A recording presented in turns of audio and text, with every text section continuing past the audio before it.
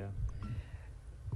Bill, one of the things you said right at the end of your question was, how do we feel as the people that can call the moon the destination, a destination, not just something we're looking at? And it is our strong hope that this mission is the start of an era where everyone, every person on Earth can look at the moon and think of it as also a destination. Our next question is from Jonathan Seary with Fox News. Thank you so much for taking the time, to the entire crew. This question is for anyone who'd like to talk about space medicine. What excites you most about what you'll be able to study beyond low Earth orbit, and how will it inform future deep space missions? I'll start with, it's going to be a touch off topic, but the camera that Artemis III will take and Artemis IV will take to the surface of the moon is going to be a Z9 by Nikon, and we fought pretty hard to get just that camera on board to see what is the radiation environment in deep space going to do to the sensors on that particular camera, so that we can learn about that. We have science experiments on board that are going to be looking at our own cells in our body, and also on little test kits, so we'll be able to compare that when we get back. We have radiation sensors in the vehicle that are going to be monitoring the radiation environment for the entire ride out and back. And then we also are going to go into, most likely if we launch on the 1st or 2nd, we'll go into an eclipse period, which will be very stressing for the power and thermal systems on our spacecraft. There's not really a scientific benefit there, but it's a huge payoff to our modeling and what we're going to look at for Artemis 3 and 4. I'll see if anyone else wants to talk some of the details. Just wanted to add that, you know, one of the things that the future Artemis missions are going to do is actually to work on the surface of the moon. And so we also have a fantastic team of exercise folks and operational psychologists that we're going to get to talk to. And even though this mission is not going to the surface, we are starting some of the processes that we think are going to help them be successful physically, emotionally, and mentally in getting ready for surface work. Great. Our next question is from Micah Maidenberg with the Wall Street Journal. Hi, good morning all. Reed, I'd like to ask you to reflect a bit on your role as mission commander. I imagine you may have to make some final calls or tough calls during potentially challenging moments of this flight. Just talk about how you prepare for this job and that responsibility. Thank you so much. I say it every time I get asked this question. I'm flying with Victor, Christine, and Jeremy. We have the best crew that you could put together from NASA and the Canadian Space Agency here. So we really have broken down the specifics of this mission across all 4 of us. There are times when I have responsibility. There is times when others have the direct responsibility. But at the end of the day, every ship needs a captain, and I'm ready to make those decisions, but I'm not making them in a vacuum. I can just watch my crewmates here. I know their facial expressions. They know mine. We know when we're tense. We know when an immediate decision needs to be made. But the biggest thing that we try to remind ourselves every single time we fly, we say, no fast hands in the cockpit. You do not want to do anything too quick in this vehicle. You need to take your time. You need to process everything. Almost always it pays bigger dividends to move forward than to go backwards. So no fast hands in the cockpit. We're going to go slow, and we have the ultimate trust in each other, and that's how we will get through this. Our next question is from Ken Chang with the New York Times. Hi, thank you. At the very top, Christine, is that it's beginning to feel real. For the first couple of sets of launch opportunities, you didn't even get down here. So I was wondering if you could sort of describe how you feel being quarantined at Kennedy, seeing a rocket on the launch pad, and the weather forecast looks good. It looks promising. Thank you.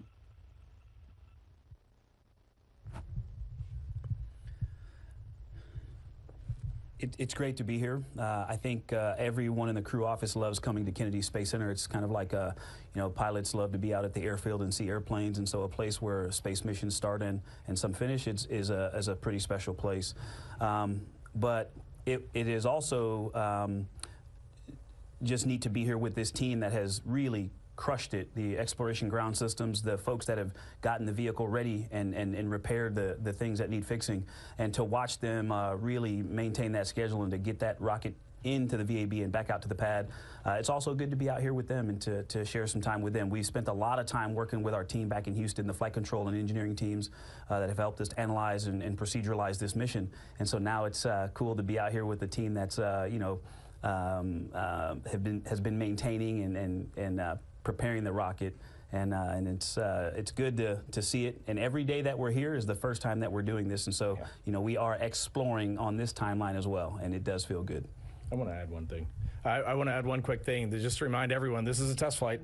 This is the first time we're going to try this. This is the first time we're loading humans on board. And I will tell you, the four of us, we are ready to go. The team is ready to go, and the vehicle is ready to go.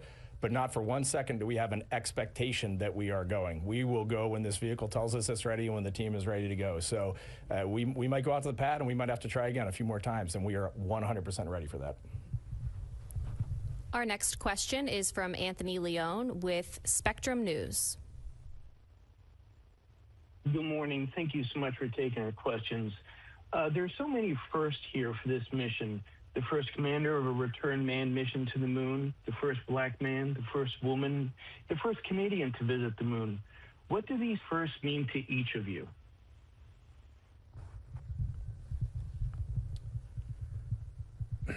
It's a great question. It's one that we do think about it a lot. We always say that, you know, we are not doing this for the superlatives. We're doing this because it's a unique opportunity. We are going for all and by all. This is what NASA embodies. This is what the space program around the world embodies, and we are proud to be a part of that journey. I think what's neat to me about that question is each one of the four of us, we carry a whole lifetime of experiences and perspectives. And when you get us together and we're in a geology class looking at the moon, you really start to see those all come out. Like the way I was raised as a child is different than the way they were raised, the different influences on our lives, different mentors, different heroes, different interests. And all those differences start to come out in the way we view the science objectives of the mission, and they come out in the way we view the technical hardware. So honestly, for me, it's just an honor to get to watch the way everybody brings their unique perspectives. It is a big question, and I want to highlight, I guess, maybe one facet of this is the tension, I call it. I live in this, you know, this dichotomy between happiness that a young woman can look at Christina and just physicalize her passion or her interest, or even if it's not something she wants to do, she can just be like girl power, and that's awesome.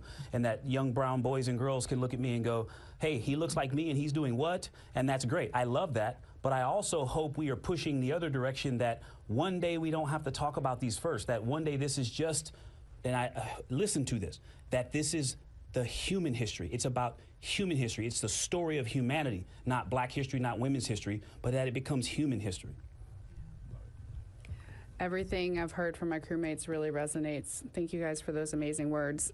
Something to add is that although it is something to celebrate, a bunch of firsts, that's definitely not necessarily telling the whole story. And it's also not about celebrating any one individual. If there is something to celebrate, it's that we are at a time when everyone who has a dream gets to work equally hard to achieve that dream. And we're at a time where we've recognized the importance of, if we are not going for all and by all, we aren't truly answering all of humanity's call to explore. That, to me, is what's worth celebrating.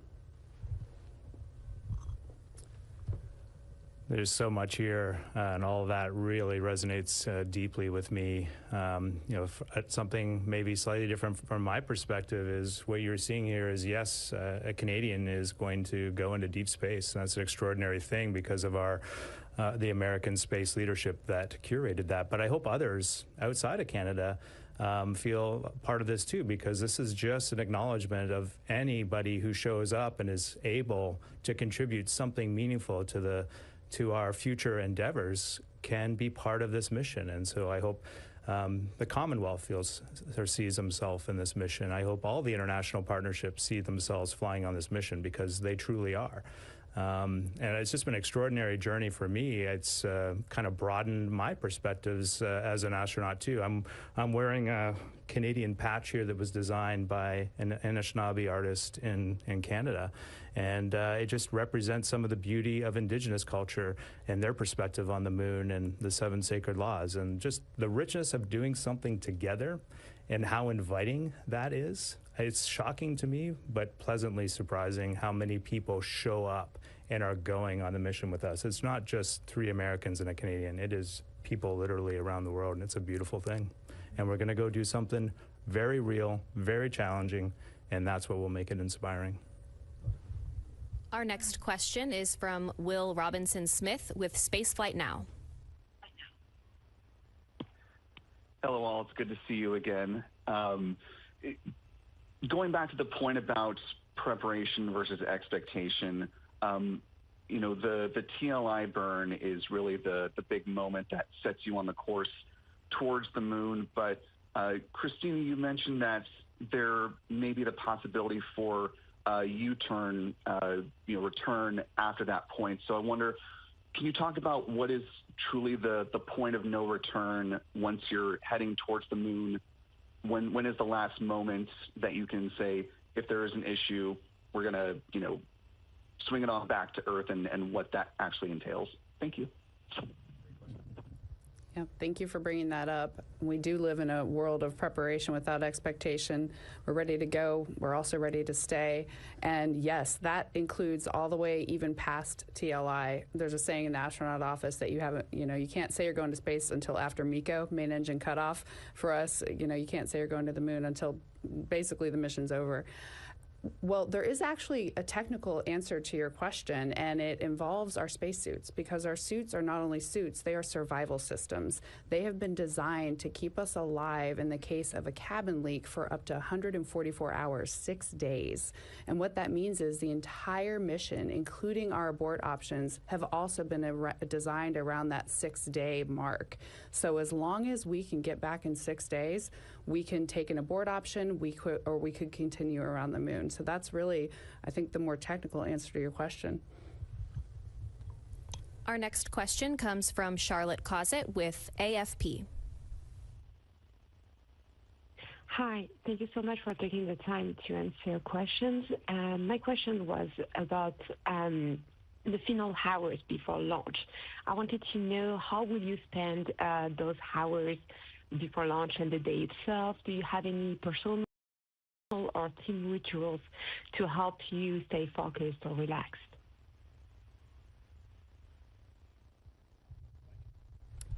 You know, it is actually a very long day. We wake up about 8 hours before launch, and there's a pretty tight schedule of things to get out there, some of which you're going to see when we walk out of the Neil Armstrong Operations and Checkout Facility crew quarters and come out of that elevator that you've seen crews come out of for years. That's amazing to be here and get to do that. But that day, it's because that schedule is so tight. You know, there is not a lot of time for like personal rituals, I would say. But before I fly an airplane, I generally say a very short prayer. And then I try to send my family a note to tell them that I love them. And so one of the neat things about this is a tradition we started is our families are outside the building when we walk out. And so that is the moment that I'm going to get to tell them I love them instead of sending a text message or a phone call. I get to tell them I love them, and then I'll still say my prayer before we all get into the vehicle. And then that way I can focus on that timeline and making sure that the launch control team is not waiting on us, the crew.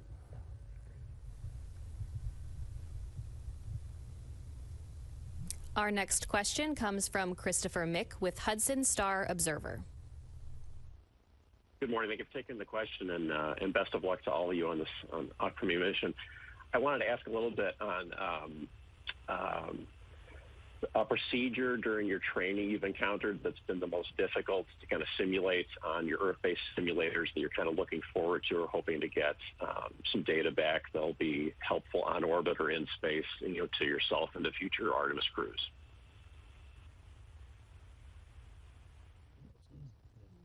I think Christina will take the second half of this. One thing that we really have realized, I love this question. It actually got us thinking. But one thing that we have noticed is that as we go through all, this is a first flight, and not every procedure, to the best of our verification method, it's sound. It's 100% ready to go. We should be able to run that procedure without any misgivings. But we have found that this is a first flight, and basically every time we send a command to this vehicle, we take ownership of this vehicle, we have to think about what we are doing right now. So as we're running through these procedures, we have to be thinking at all times, every single step, what are we doing, what are we asking of the vehicle, and what is it telling us in response? And then we also have had to build a tremendous amount of communication and trust with our mission control team in Houston.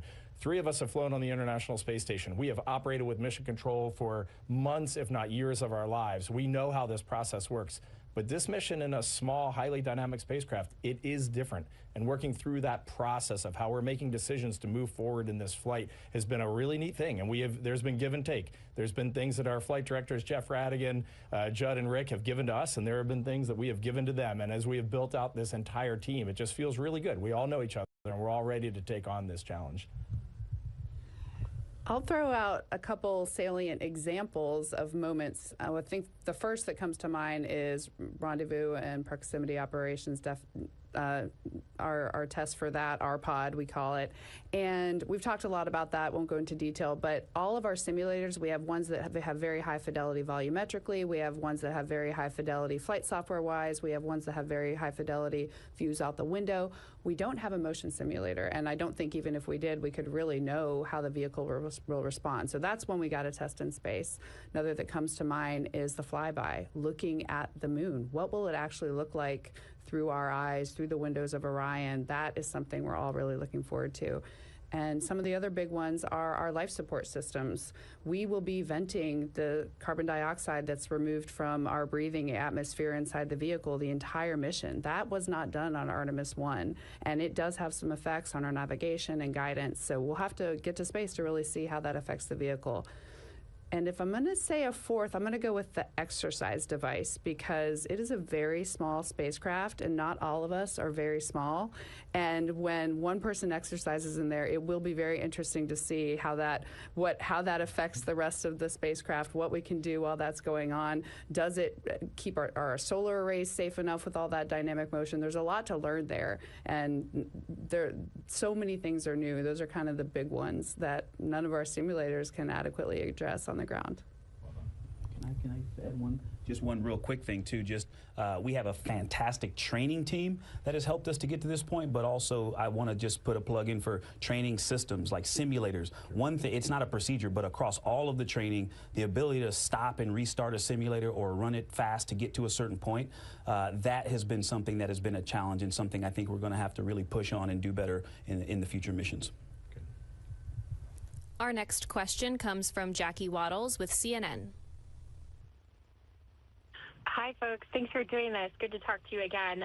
Quick question for Victor, a kind of follow-up on Irene's question. I understand, like, during these prox ops, you'll be evaluating the craft on the Cooper-Harper rating scale. I'd love if you can tell us a little bit about what that is, and if you have an idea going into this of how you'll be rating the vehicle, or if you're expected to be surprised. And then, since you'll all be involved in prox ops, I also wanted to ask, I think I understand this correctly, that there won't be rangefinders, so you'll be doing some kind of analog calculations here. I'd love to just hear a little bit about how you guys are going to coordinate on that and what you're expecting. Oh, wow. Yeah, Christina reminded me we don't have a whole lot of time because I love talking about this. So we will be using the modified Cooper-Harper scale. Cooper and Harper wrote this report about how to evaluate aircraft. And it's a great report. It's actually not super long, so you may want to reference that to get some of the points out. But you get a number out of it. It's a scale that starts with is the situation controllable, and then you go through, is it adequate and suitable? Do you get just the minimum performance, or do you get the desired performance? And it's essentially a scale. The lower the number, 1 is better. And 9 is not good, not controllable. And the pilot comments, the things that the people say, are the other data. So you get a number and then the comments from the crew. And that's why I think it's really important, even though I'll be a hot mic, I think all 4 of us making comments about what we see, hear, feel, because it's an integrated system, is going to be one very important part. And you touched on something that's very important and I think is a huge statement of trust from the agency to this crew. Is we will not have a range finder. There's no data that tells us the range between us and ICPS. We will be using subtended angles, how big the upper stage looks out the window or through a camera.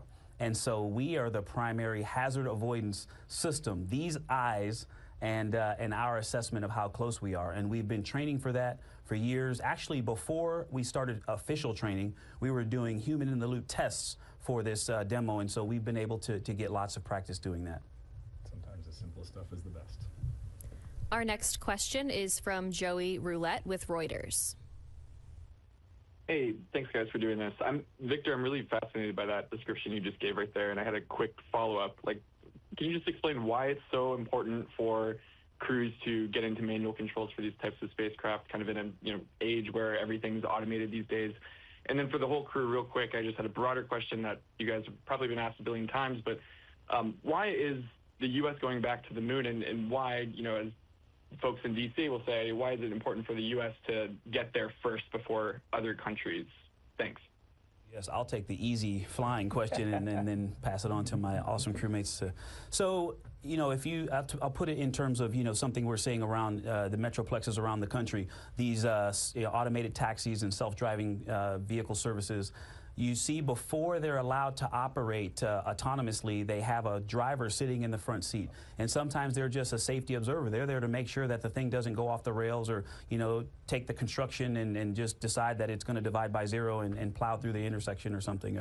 Or that it can actually distinguish red and green and stop when it's supposed to stop and go when it's supposed to go. It's kind of like that. We want the automated systems to work, but we also want a crew to be able to jump in into, you're not always going to manually dock, but you may need to manually stop a docking that is not going well and be able to get to a safe, holding point. And so we want to make sure that this system is ready and it can control the vehicle the way we expect it to, so that we can be comfortable letting an automated docking happen on the future more complex missions. And that if something does go wrong, I mean, if you study software statistics, you'll see that automation is not always the answer. It is fallible, just like humans are, in different ways. And so we need to be able to interrupt. Even if we don't do the operation by hand, we need to be able to stop it safely. And that's one of the things that we're testing, is that we can back away from the upper stage in the way that we predicted. I can get started, but I think we should answer a little bit.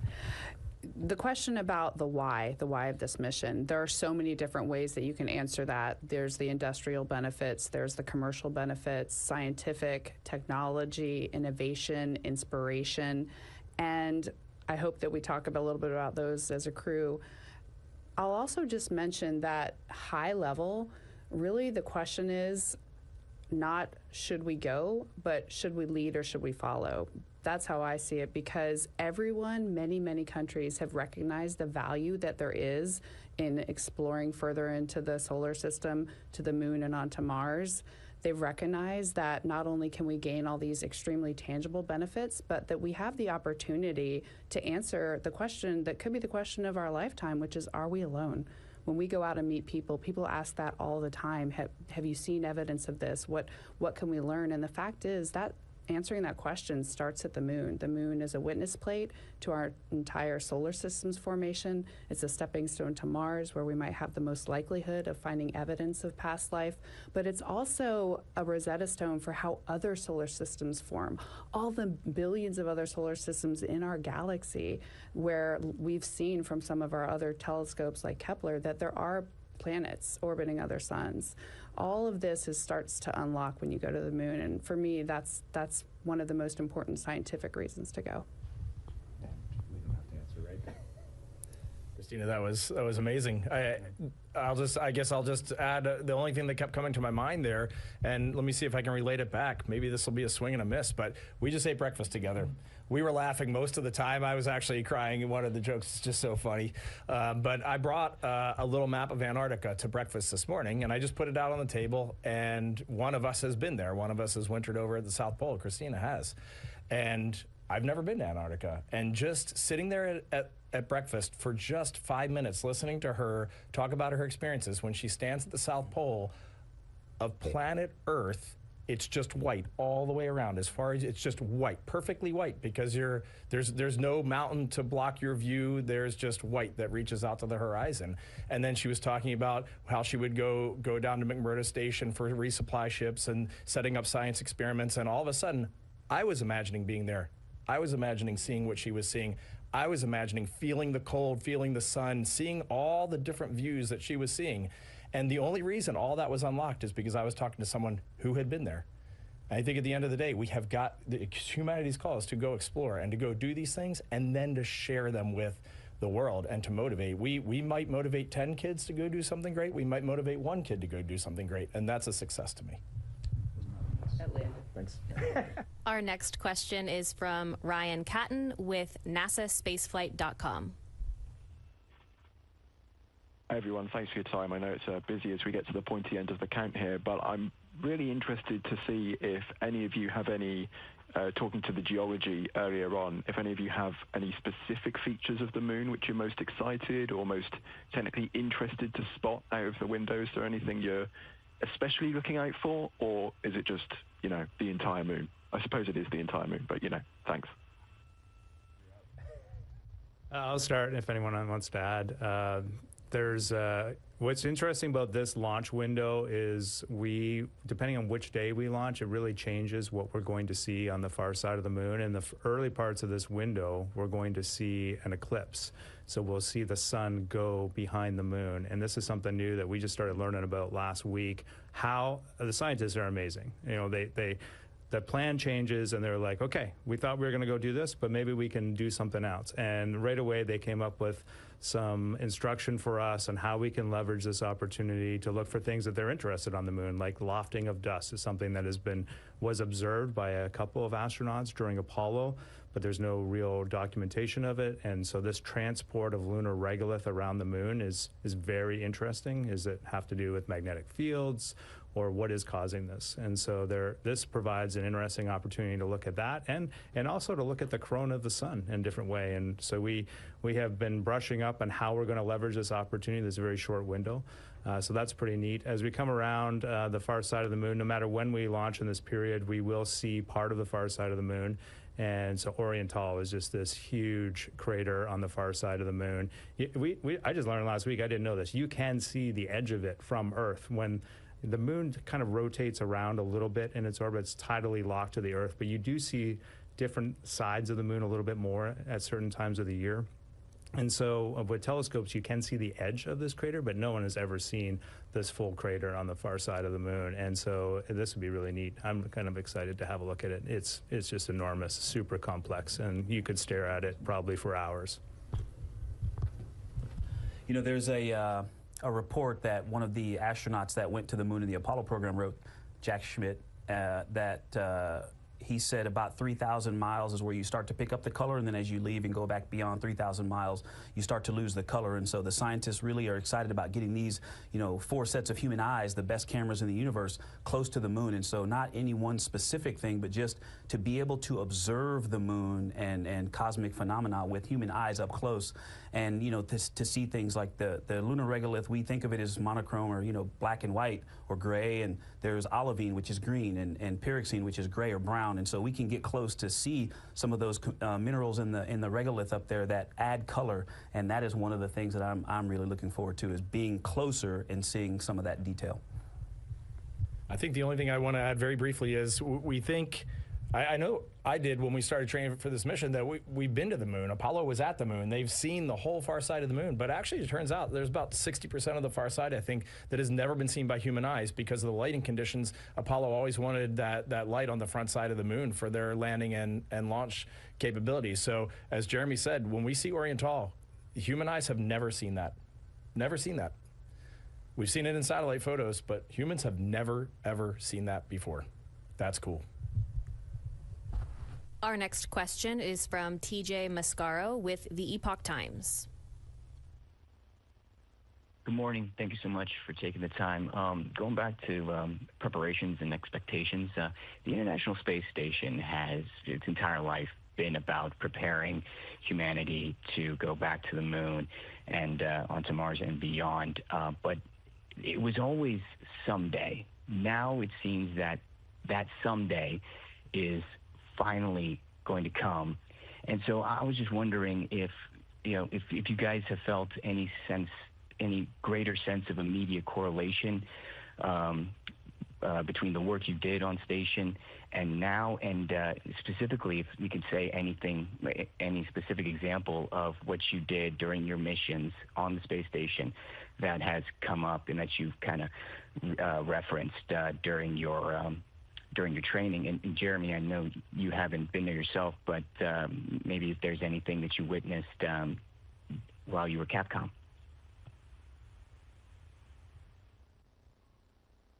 I kind of tuned out because I thought I wasn't going to have to answer this one, so maybe I'll go last.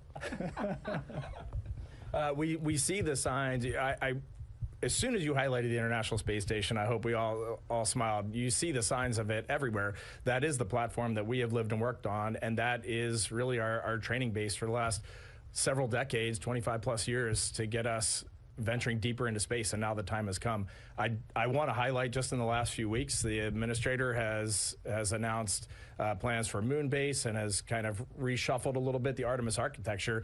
And what that did is that fired us up. That gave us a lot of hope. We just changed our schedule last week to meet with our training team and the astronaut office to go through all the things that we want to feed forward into Artemis II training nuances, because all of a sudden the tempo has picked up and we are fired up. We're ready to go. We're ready to help that team. Our motto from day one has been help Artemis III succeed, and really we're getting ready to see that. The toilet on board Orion is on the International Space Station. A lot of our suit parts have been tested on the International Space Station. Our CO2 scrubbing, the amine swing beds have all been tested on the International Space Station. So that system has been a great test bed for us moving forward, and all of us have had our hands on those.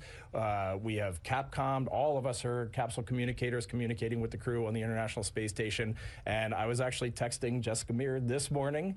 She wrote back. She's really excited to talk to us on the loop. She's up on the International Space Station right now. So I feel like sometimes we think of the space station as really far away, and it is kind of unique that for us, we feel like the space station is just our friends up there, and it's a place that we've lived and worked, and it does not feel that far away for us. So it's really cool to highlight the great work of the International Space Station. Okay, our next question is from Alexis Arango with WTMO. Hi, question. What excites you most about NASA's visions for the sustained presence on the moon, and how does it feel to know that you are helping lay the foundation for everything that comes next?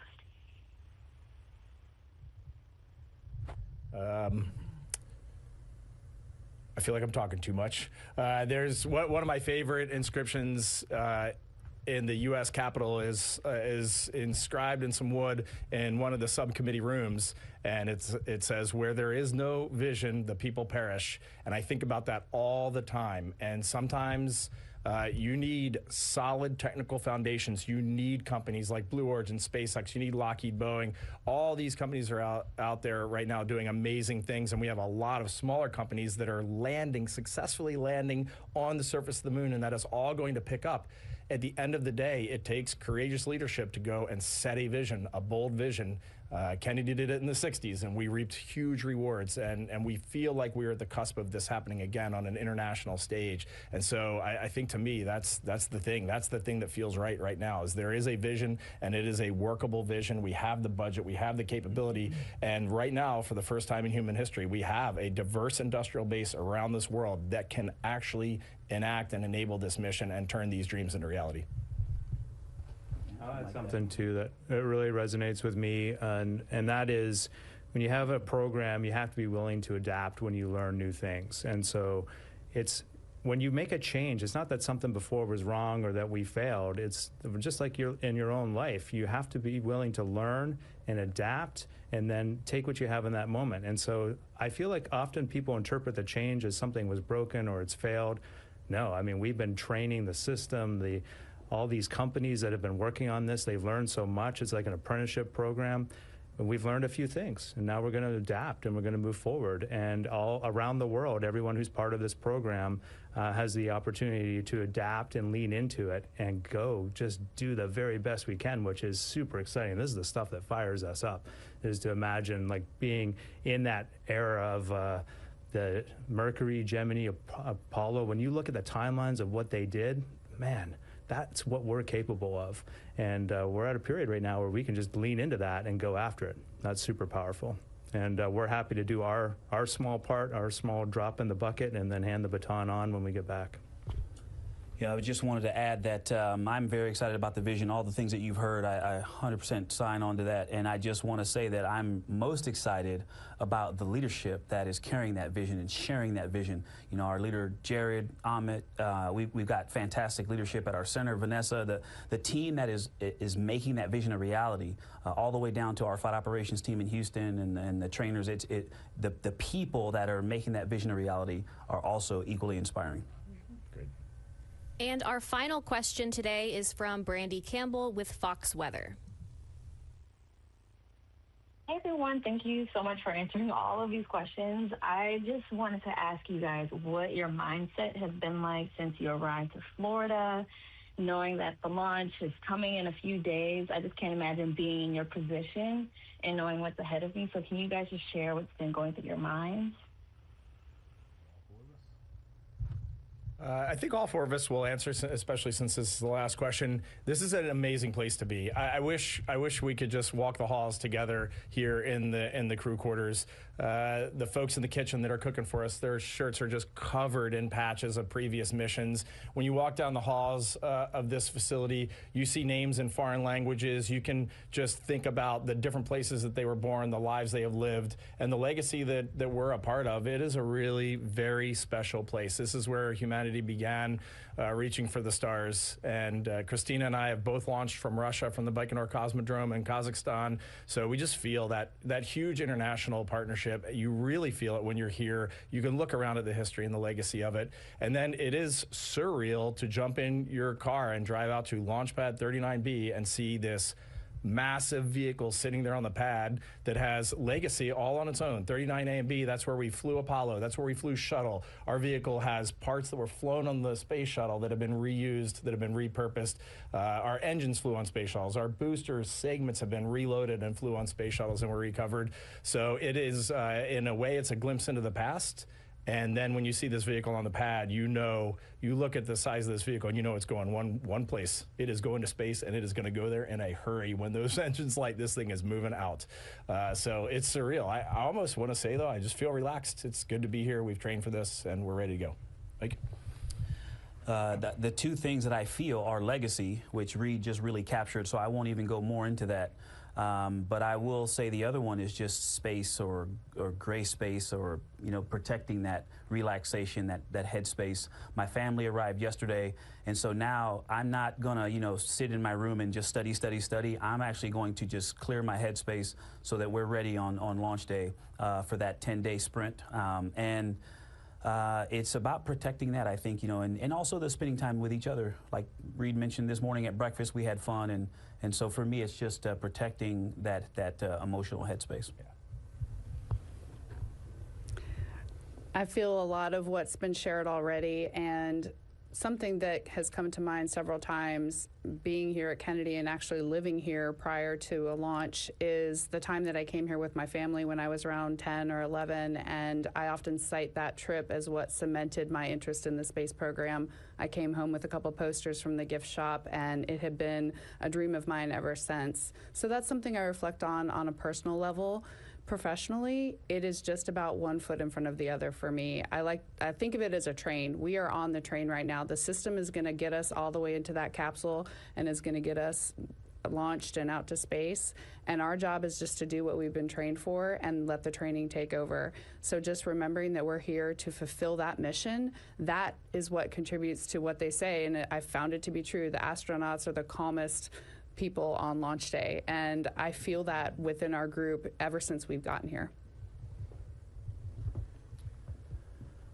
Something that's been crossing my mind, my parents, I know they arrived here last night. I won't see them until we get our behind the glass visit, obviously, because we're in quarantine, but as well as launch guests. So we've all got family and friends that are coming in, and then lots of people are just coming to watch. And something that's really neat is that I love about this place is the Atlantis display, the Space Shuttle Atlantis. Just extraordinary. So people that have the opportunity and the time to get over there and go have a look at that, it is just truly marvelous to see. And a special place for me as a Canadian to see the real Canadarm1. And it just reminds me of what you were talking about, vision of that we've had over decades that brought us to this point, just standing on the shoulders of giants. I always love to tell the story. Like, I can't imagine the courage of the people who thought, a robotic arm had never been done in space.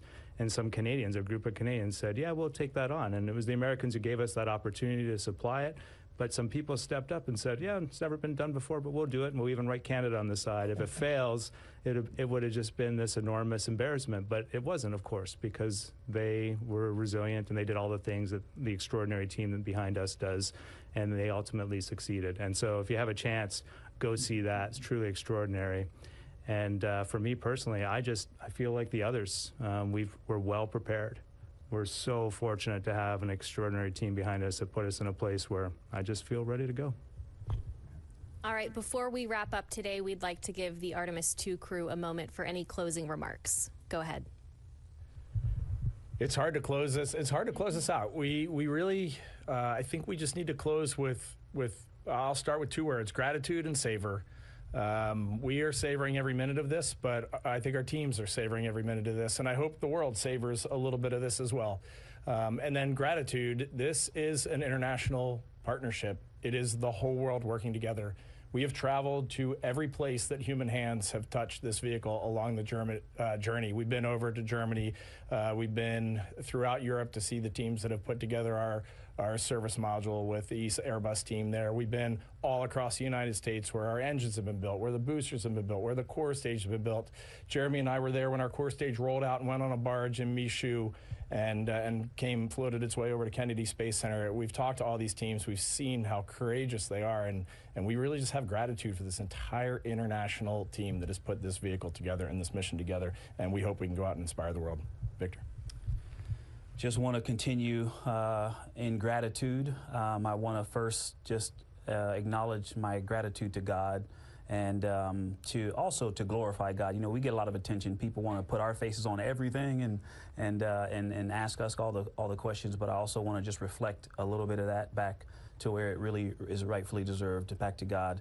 And then to our families. You know, our families have been along for this entire journey, the 3rd quarantine of this series, and all the years of training and the travel, and they're here now, and extended families are coming, and just the love and support. My favorite thing about human spaceflight, the love and support that the community shows you.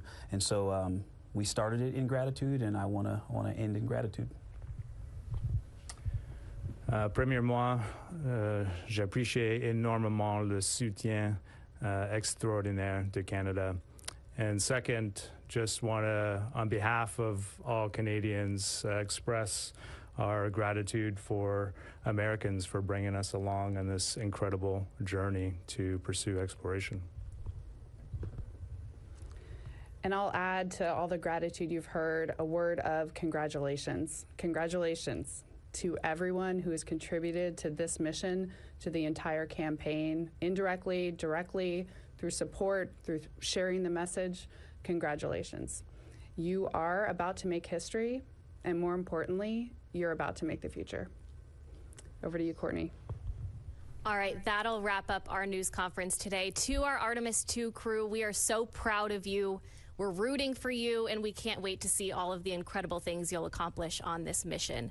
Next up in our series of briefings is our L-3 briefing coming up today at 2 p.m. Eastern, so we'll see you back here very shortly. And as always, you can keep up with all the latest mission news and events at nasa.gov. Thanks for joining.